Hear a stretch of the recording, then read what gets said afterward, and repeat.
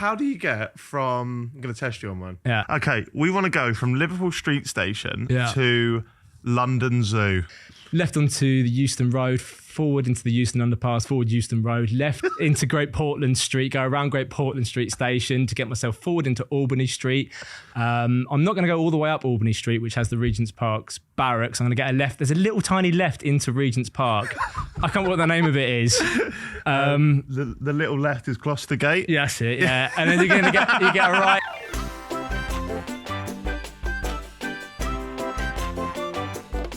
How long have you been driving taxis, mate? So I've been a cab driver for just about 7 years now. Okay. And prior to that, not a lot of people know that in London we have to do something called the knowledge, which is this super in-depth training that we have to do. It took me 3 years for me to complete the knowledge and get my badge, yeah. So what, you started 7 years you've been doing it, so was it 10 years ago you thought... Yeah, to have the idea to... What made you go, you know what, I want to do taxis? Yeah, that's the weird thing, because I've got no link with London. Like, I haven't got any family or relatives here. I don't know any cab drivers or whatever. Yeah. But when I was floating around doing some really crappy graduate jobs, and I was staying at a friend's house, and his dad was ex-police, ex-Met, I think. And I think he retired. And he came home one evening and said about, you know, he's now a London cabbie. Yeah. But the thing that got me intrigued about it was that to learn it, he had to do this thing called the Blue Books. And I was like, it sounds like something out of Harry Potter or something. You know what I mean? Like, oh, the Blue Books. Like, what's in these? And there's basically 320 runs across London or routes that you have to learn like off by heart. And then that will give you a good understanding of how London works. Okay. Kind of like learning like, I don't know, a language phrase book. Yeah. And then from there, you can then start adding. Some people naively think that once you complete that, that's it. You're done. You become a cab driver, but no, you then have to do loads. You have to do loads of examinations. So I had 13 exams in total. Yeah. Fucking hell. And the exams would happen kind of like this. Like you're going to a GP surgery. Yeah. The examiner sits there with a map in front of them, and they'll say, right, Mr. Hartley, take me from Battersea Cats and Dogs Home, and we're going to go to the Dogs Trust. And you say, right, okay, Battersea Cats and Dogs Home, Battersea Park Road, and the Dogs Trust is on Wackley Street, Islington. Brilliant, run it for me. And they've got the map out in front of them, piece of string, like going from point A to point B, and you would never drive this in real life. Right. Like they would just want to see that you've learnt the map inside out, so you know all the options. In real life, I might take this road because it's quick and go that way because no traffic lights. It might look more like that in real life. Yeah. But for the purpose of the examination, it's got to be like, yeah, that's close enough to the line. What, you've got to explain each road you take? Yeah, every road. Leave on left Battersea Park Road. This is where I get it wrong now because it was like 7 years ago. You go around the Vauxhall Gyratory and then up, whichever way you want to go. But that's like one example. You have to do it all across London with like random points. When I finished, I had about 9,000 points of interest. Yeah, so when someone just says, where's this? You're like, cool, that's on Denmark Street. Bosh. That doesn't feel human to be able to remember that much. Yeah, and like the actual process of doing it takes over your life. There's like a saying when you're on the knowledge, if it doesn't take over your life, then you're not doing it right. Right. So I kind of just like... Yeah, talk me through your revision stage. What are you doing? So you have to go out and learn these Blue Book runs. So I might go out and be able to do... Bearing in mind, I was coming in from like Essex. So it was about an hour for me to get into London. You'd maybe be able to crack out about 4 runs in an evening. So you physically drive the route. And then once you've driven the route, you maybe pull the map out and go, right, that's going down there. Like the first one just runs past here, Manor House Station to Gibson Square. Yeah. Every cabbie could still like tell you it, you know. Right. Leave on left Green Lanes, right Brownswood Road, left Blackstock Road, forward into Highbury Park, forward Highbury Grove, right St Paul's Road, comply Highbury Corner, leave by Upper Street, right Barnsbury Street, left Barnsbury Square, forward in Milner. Yeah. You could just be making this up. I could be. Yeah. I think a few of those are actually wrong. Right. So regardless, we think you're amazing. Yeah. But if you pulled a knowledge student out, at that point, it's kind of like, I guess, like a doctor, like when their medical knowledge is going to be the freshest as soon as they come out of medical school. And then over time, you're not in the books as much. Yeah. And I'm doing it from more of a driving perspective. So yeah, that would be one part of it, is actually going out, learning the runs. Then on other days, you'd be in front of the map doing map work where you're calling it over, making sure your lines are straight. You even get like a call over partner. So it's someone else who's studying the knowledge that you kind of test each other with. Okay. Kind of like going to the gym and having a gym partner who's, helping you, like knowing where your weaknesses are and trying to bolster your strength and stuff. Yeah. I've just got like a gym routine sort of montage in my head, like spotting the other one. So you're like, how do we get to Carnaby Street? And he's struggling. He's like, left, you can do left on Regent Street. It's something like that, yeah. Do you have a big map on the wall? Yeah, I've still got mine at home, yeah. Have you? Every now and again I look at them, I'm like, I still get obsessed, but I've got maps on my phone. Have you? Yeah. Wow, I never knew so much goes into it. And that's been a tradition since the year it was initiated since 1851, the Great Exhibition of Hyde Park, because the taxi drivers of the day, they held a massive World's Fair. This was put on by Prince Albert, who was husband of Queen Victoria, and it was a great success. Loads of people came and visited this World's Fair, but the taxi drivers of the day were useless. They had no idea where they were going. So they're like, right, we need to sort this out. And then from that point on, it was managed by the Metropolitan Police. It probably wouldn't have been the Metropolitan Police back then, but up until about the year 2000. Right. And now I'm looked after by Transport for London, TfL. Oh, wow. How relevant is the knowledge now when phones are so good to just be like when I use Waze, if I'm going a journey, it will go, oh, someone's crashed on 2 roads ahead, so we're going to send you a different, and it will just do it all automatically for me. Yeah, so Waze and all those kind of apps are only as good as the data that comes into them. So like I've got so many cabbie like WhatsApp groups and information that's being fed in by like other cab drivers that are like, it's more live than Waze, because there's a thing that you kind of have to be stuck. Someone has to be stuck in the traffic of Waze or report the incident for it to become a thing. So if no one does that, how does it know? And there's loads of times, like when I go out on a Saturday in London, Saturdays in London are just ridiculous. It's like a carnival's come to town.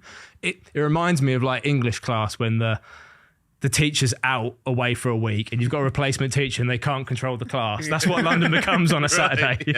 Yeah. And like they'll say, oh, this road's closed, that road's closed, but sat-nav doesn't update. You know, you might be going along happy as Larry. Sometimes it tells me to do stuff that I know is illegal. I'm looking at it doing a right turn. I'm like, can't turn right there. Like, I think it gets even corrupted by the guys on scooters and delivery bikes or the delivery riders. Because I think they're using that still, even though they're not in a car. And they're like, yeah, cool, we'll just do it right here. And it picks up that data. Oh, fair. Possibly. Never thought of that. So you'd back yourself against any... In central London, maps? 100%. The thing where sat-navs are good, it's like if you're driving up to Scotland, there's not too many variables on that. No. It's generally like one straight road, it knows the distance, it knows how fast you're going, bang. But with London, it's like, if I see a light just turned red, there's no sat-navs that's going to tell me that. I can just go, oh, that's red, go around the corner, and there's a bin lorry there, person's fallen over, like... Whatever it might be, I can react to it. Yeah. And it's one of the best things about it. Whenever I get bored in traffic, I'm counting like how many traffic lights there are, counting how long the phases last for, what lane I need to be in, the person next to me, and thinking what lane are they going to be in. It's just all these micro calculations that are going on that we wouldn't even consider really. How do them apps work though? Because if they're picking up the bikes, are they picking up the GPS on the phone? So I didn't know if it was only other, because like on Waze especially, it always says that you can see that other Waze users are around, but like it will know if there's like 10 minutes of traffic somewhere up ahead, and it seems to know exactly how long it is, but surely not everyone there is using Waze. So I didn't know if there was like a satellite thing to cars sat-navs as well. I think it can pull in the data even if you're not actually using Waze. So if you were sat in, say, someone's car, but you've got the Waze app on your phone, it then is able to pull that data as well. Oh, right. That feels naughty then, doesn't it? Yeah. So are you ever, as a black cab driver, are you ever allowed to use them apps? Yeah, you can use them. Like if I've come into town, like bear in mind I'm up in North London, if someone gets in, they're like, oh, take me down to Dulwich. I'm like, ooh, bloody hell. Like I've got to like assess, like, do I go around the outside? Do I go through the middle of London? How much do I want to get sort of stuck within? So I'll put it up and then I can see based upon what that app's telling me, like if it's telling me to use a little narrow side street, might be a problem on the big road. The other thing you've got to consider is that taxis can use bus lanes. Now, Waze can't factor that in because people can't use bus lanes. There's certain routes and roads I can use that only taxis are allowed to use, that, like if you used to drive the whole length of Oxford Street from east to west, taxis can go straight over the middle. Right. Normal cars can't. If you do it on a sat-nav, it will tell you to drop down into Left Berwick Street, White Null Street, 4 Great Marble Street, and then over that way. Yeah. Fair enough. So as well as the knowledge, did you have to do anything physical in the car to pass a certain kind of test to be able to drive taxis? Because like you just said there's parts of Oxford Street only taxis can drive. Yeah. One, it's daunting to drive in London anyway. Yeah. But two, you're now getting all these different lanes and access to these different roads. Yeah. You do, obviously, when you go out, you have to physically drive it anyway, just the way you're learning it. Like some people say, oh, could you maybe just sit at home on Street View and look at it? But the best way to build up a real memory of it is actually to go there, see it. Oh, that's the door. If I drop them there, have I got enough space to unload them? Disabled, restrictions and stuff. Can I get a ramp out because taxis are 100% disabled accessible? Right. So we can get wheelchairs in and out, that kind of thing. Yeah. But yeah, there is a little bit of a learning curve once you start the job of what you can and can't do. But when you do the examinations, they want you to kind of swat up on all the taxi stuff anyway. Okay. So round by Victoria Station, it's kind of one of the first few runs that you learn. But so many knowledge students get tickets on their bikes because they just follow the run as it says in the book. Oh, I can go that way. And they run through it and then they get a ticket because it's like taxis only. Oh, fair. But the examiners want you to know that taxis can do it. Right. Even though you can't do it as part of your learning, you still have to be kind of ahead of it. Like on one of my 28s, probably about halfway through the examination process. What's the 28? So I guess you get called up when you start out, when you first do the oral exams, you start every 2 months, which is 56 days. Okay. Then when you get better, you go down to 28s, which is every month. And then what do you mean? You start every... So you can only go for an exam every 2 months. Oh, okay, right. Right. So if you fail it... Yeah, if you fail it, it's like, see you later. Like, that's 2 months of your life gone. Right, okay, right, yeah. And what used to be really brutal as well is that you could be right near the very end. You could progress all the way through this ladder. If your standard starts to slip, they'll knock you back to preceding stages. No way. Yeah. So I've got mates who had 7 years on the knowledge. Some blokes take 10 years because they're trying to manage their life at the same time. Yeah. It was easy for me because I was single, living at home with my parents. Yeah. If I couldn't do it, I was a loser. Right. Yeah. Right. What's the fastest? Did you finish it as fast as you possibly can? Is it 3 years? I could have done it a bit quicker. If I'd have got onto the exams quicker, about 2 years is about the fastest you can do it. Like if you got onto the exams and you kind of ace them all. Yeah. Yeah. But yes, you do 56 days, which is every 2 months. I think you've got to pass 4 times to then get onto the next stage, which is every month. And then the final stage is every 3 weeks. But wow. But as you go down the stages, they'll test you on more and more nuanced stuff. So the first stage might be station to station, famous restaurants, hotels, all bread and butter stuff to do. And by the time you're on 21s, and something I got asked on one of my 28s was, what shows are being shown at which theatre? So the examiner's I want to go see an American at Paris. What theatre is that at? Why should you have to know that? Well, because sometimes customers get in the cab and they're like, I've forgotten my hotel. Or we're going to the theatre, but we want to go see Harry Potter. Right. And you're I could just say, well, what theatre is it at? But then they put their phone out and they're already in the cab. I'm blocking buses on Oxford Street. Everyone's get a move on, mate. Yeah. We think, oh, cool, Harry Potter. Yeah, boom, Shaftesbury Theatre. Off we go down there. It's not the Shaftesbury, it's the Palace Theatre. Yeah. Sorry, my brain just went wrong there. Yeah. How do you get from... I'm going to test you on one. Yeah. How do you get from Liverpool Street Station... Hold on, do you know the answer? No, but I'm going to believe... Right, I'll get it up here. I'll be brutally honest with you. Right, okay. What have I got to Should we do it? Them pat myself on the back and be like, I'm so good. Let's do it on here. You've already picked the biggest swine of a station to get out of. I'm already, now you said Liverpool Street Station, I'm already thinking of all the options that come to me.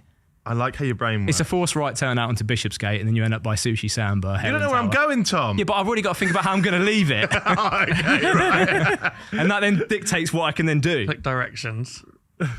Right, let's do this. Right, we're going to test You haven't this. done Liverpool Street. I'm so scared now. If you get it drastically wrong, we'll cut it so you don't... Right, okay. So this is a 32-minute drive. Oh, God, that sounds far. Wow. Okay, we want to go from Liverpool Street Station to London Zoo. London Zoo's on Regent's Park in the outer circle. Yeah. And how would I do it there? You force right onto Bishopsgate, you can get yourself onto London Wall. London Wall's shut at the moment, so it was shut last time. We'll let you go that way, so we can see you're at London Wall. Yeah. I've obviously missed loads of streets in between. I'm still just thinking about how I'd actually call it. Hold up, wait.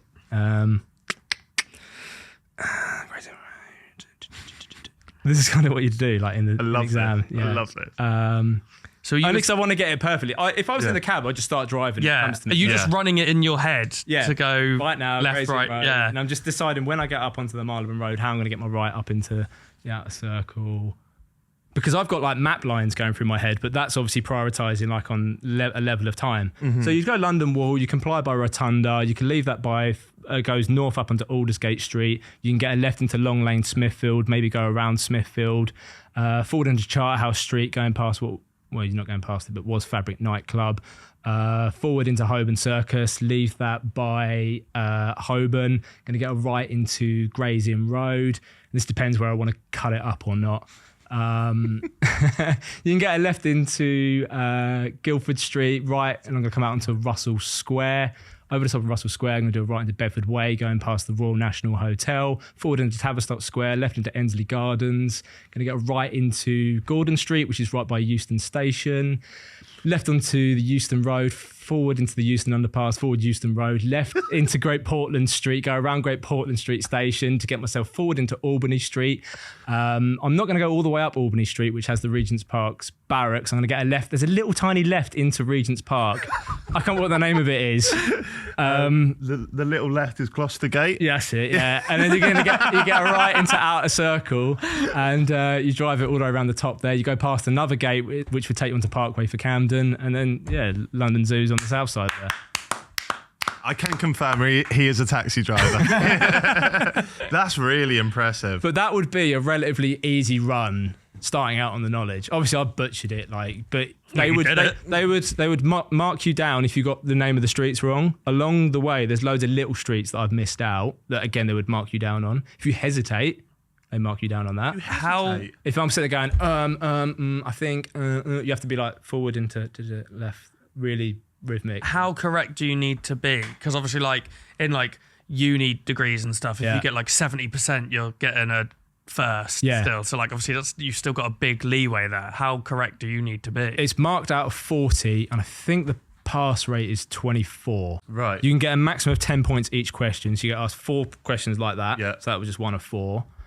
And you need that 24. But to get that, it's so 60%. Yeah, you basically every student aims for a C. You can get a B and an A. An A is like really good score. It's kind of weird how the scoring system works, but you basically just want to get in and get a pass and get out. Yeah, because at the end of it, you're either a taxi driver or you're not. Yeah. Whether you got an A or a C, it's the same thing. Right. Did you pass your driving test first time? No, second time. Did you? But have you always been into cars then? Or not really? Not really, no. Oh, wow. And that was the weirdest thing. Like you said about do you have to do a driving test. They used to do a driving test. I think TfL scrapped it because it was done by a third-party company. They wanted to bring it in-house. Mm-hmm. They've not sourced a replacement. So technically, on my licence, even though I've been a cab driver for 7 years, when they source a replacement, they'll phone me up and say, Tom, can you want to come do your taxi driving test? Oh, right. So I've been doing it for like 7 years. Right. Protocol. But yeah, it was the weirdest thing because you do all this work and then it's like, at the end of it, you go in on a Friday, it's badge day, you shake hands with the examiner, they give you your badge. And I was at work that evening. I went and rented a taxi. Away I go. I'm like, this is weird as hell. It basically is the longest drawn-out job interview in the world. Yeah, right. And I'm like, this is great. And then I'm just picking up people, making money. Straight away. You can just drive straight away. Because when you pass your test, you have to send away for your driving, your license. Yeah, once you got that badge and you bill. This is the badge, is it? That's me, yeah. So that must have been a proud moment when you get it. That is like our Olympic gold medal. Right. I loved it. Like, you know what I mean? Like, even when I'm coming here today with it, I'm like, got to be careful. You know what I mean? That's cool, though. Yeah. That's cool. And obviously, every cab driver knows the number off by heart. Yeah. These numbers are actually sequential. So if you're walking around London, you can see it actually displayed in the window of the cab. Right. The older the number, the older the badge number. Okay. So it's a rough rule because what happens if I lost this badge today, I'd get a brand new number. Oh, would you? Yeah. So, right. But if you see a really old number, like I don't know, one that begins with like a 2 or whatever, you know that driver's been out for like 50 years or something. Really? Yeah. Well, so you've got a 5-digit number there. It's a 5-digit number, begins with a 7. 7, 8. So that's like 7 years ago. It's you used to be able to roughly work it out. Could you? Based upon like I think about 1,000 passing a year, but it's gone down a bit because less people apply during COVID and stuff like that. So the first taxi driver will have badge number 1. there is a guy out there that you used to be able to hand them down. So there was a guy out there, you see him driving around every now and again, who's got number 5. It's just 5. You're like, what a flex that is. Going back to the day you passed, you said you went out and rented a taxi to use that night. Yeah. So do you own your taxi now? Is it? Yeah, there's 2 ways of doing it. Probably about a third of all London taxis you see driving around are owned by that driver. And then the remaining 2/3 are like rented from a fleet. And you just pay like a weekly rent. And then for all intents and purposes, that's still your vehicle. You don't have to take it back to the garage at the end of the night. You take it home, it stays on your drive, whatever. Right. And yeah, mine, as we kind of spoke about earlier, is my own vehicle. It's kind of pointless for me to buy another vehicle because it's just dead money, really. Yeah. So I go to the shops in mine, I go camping in mine, I've moved house in it. It's just the ultimate. Because on the weekends, I like to ride my bike. I go trials riding. Yeah. I'm like, I'd really like to have a real nice, cool car. Right, if I get a nice car, I've got to take the bike apart. That's faff. And then so I might as well just have a van. Oh great, I've got a taxi that kind of is a glorified van. Yeah. You know? That's unreal.